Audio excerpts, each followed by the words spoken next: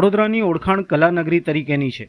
વડોદરા શહેરના વિવિધ ક્ષેત્રોના કલાકારોએ પોતાની કલાના માધ્યમ થકી દેશ વિદેશમાં આગવી નામના પ્રાપ્ત કરી વડોદરા તેમજ દેશને ગૌરવ અપાવ્યું છે। વડોદરા અને તેની આસપાસના કલાકારોને પોતાની કૃતિઓ પ્રદર્શિત કરવા માટે મંચ મળી રહે તે હેતુથી એનકે આર્ટ ફાઉન્ડેશન દ્વારા સમયાંતરે ચિત્ર પ્રદર્શનનું આયોજન કરવામાં આવે છે।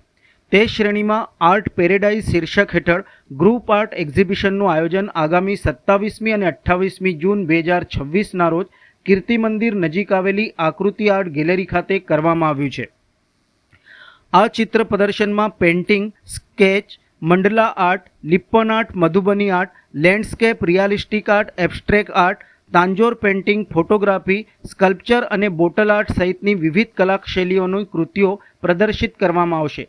આ આયોજન દ્વારા અનુભવી તેમજ નવોદિત કલાકારોને પોતાની કૃતિઓ કલા રસિકો સમક્ષ રજૂ કરવાની એક તક મળી રહેશે।